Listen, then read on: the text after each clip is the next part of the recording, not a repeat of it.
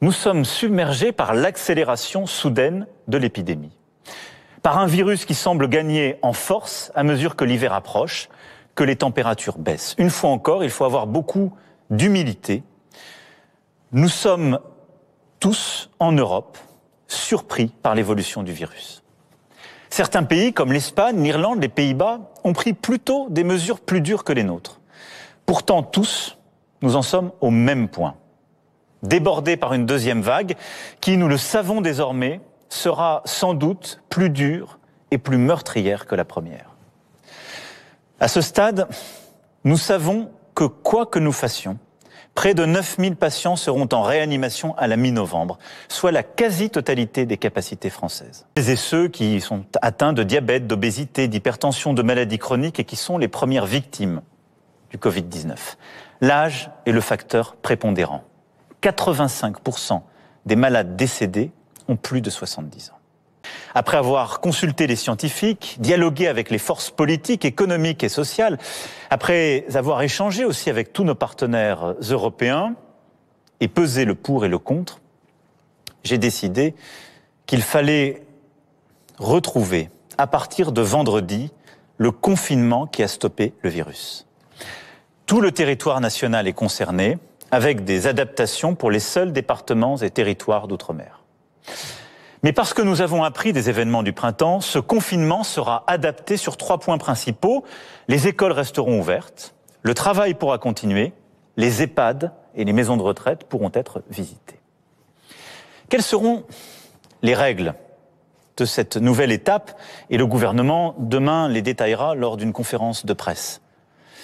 Il y a d'abord ce qui ne changera pas par rapport à ce que nous avons vécu au printemps. Comme au printemps, vous pourrez sortir de chez vous uniquement pour travailler, vous rendre à un rendez-vous médical, pour porter assistance à un proche, pour faire vos courses essentielles ou prendre l'air à proximité de votre domicile. C'est donc le retour de l'attestation. Comme au printemps, les réunions privées en dehors du strict noyau familial seront donc exclues. Les rassemblements publics seront interdits et vous ne pourrez pas vous déplacer d'une région à l'autre, à l'exception des retours de vacances de la Toussaint. Et donc, il y aura une tolérance durant ce week-end de retour pour que chacune et chacun puisse revenir de son lieu de vacances, pour que les familles puissent s'organiser. Les commerces qui ont été définis au printemps comme non essentiels, les établissements recevant du public, notamment les bars et restaurants, seront fermés. Comme au printemps, le quoi qu'il en coûte, cette réponse économique parmi les plus protectrices du monde se poursuivra. Elle sera même plus importante qu'en mars pour nos petites entreprises fermées administrativement, avec la prise en charge jusqu'à 10 000 € par mois de leurs pertes en chiffre d'affaires. Les salariés et les employeurs qui ne peuvent pas travailler continueront quant à eux à bénéficier du chômage partiel. Et nous compléterons par des mesures de trésorerie pour les charges, les loyers des prochaines semaines, et un plan spécial sera fait pour les indépendants, les commerçants, les très petites et moyennes entreprises qui, je le sais, redoutent plus que tout les prochaines semaines. Par rapport à mars-avril, nous avons, je le disais, appris et nous avons progressé. C'est pourquoi certaines règles vont évoluer. D'abord, nos enfants ne sauraient être durablement privés d'instruction, d'éducation, de contact avec le système scolaire. Trop de conséquences, trop de dégâts, en particulier pour les plus modestes.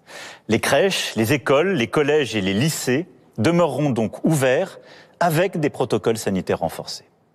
Les facultés et établissements d'enseignement supérieur assureront à l'inverse des cours en ligne. Partout où c'est possible, le télétravail sera à nouveau généralisé. Mais, et c'est une seconde, nos frontières intérieures à l'espace européen demeureront ouvertes. Et sauf exception, les frontières extérieures resteront fermées. Bien évidemment, les Français de l'étranger resteront libres de regagner le territoire. Dans les ports, les aéroports, pour les déplacements internationaux, des tests rapides obligatoires seront déployés pour toutes les arrivées. Aucun voyageur ne doit pouvoir entrer sur le territoire européen sans qu'on soit certain qu'il n'est pas porteur du virus. Aux personnes à risque, aux plus vulnérables, aux personnes âgées de plus de 70 ans, je demande une vigilance accrue. Moins de réunions avec la famille, avec les amis, même si c'est un crève-cœur. Et le respect de la distanciation physique, y compris au domicile. Le port du masque systématique lorsqu'on se trouve à l'intérieur en présence d'une autre personne. Même un proche, même un enfant ou un petit enfant, c'est très important pour vous.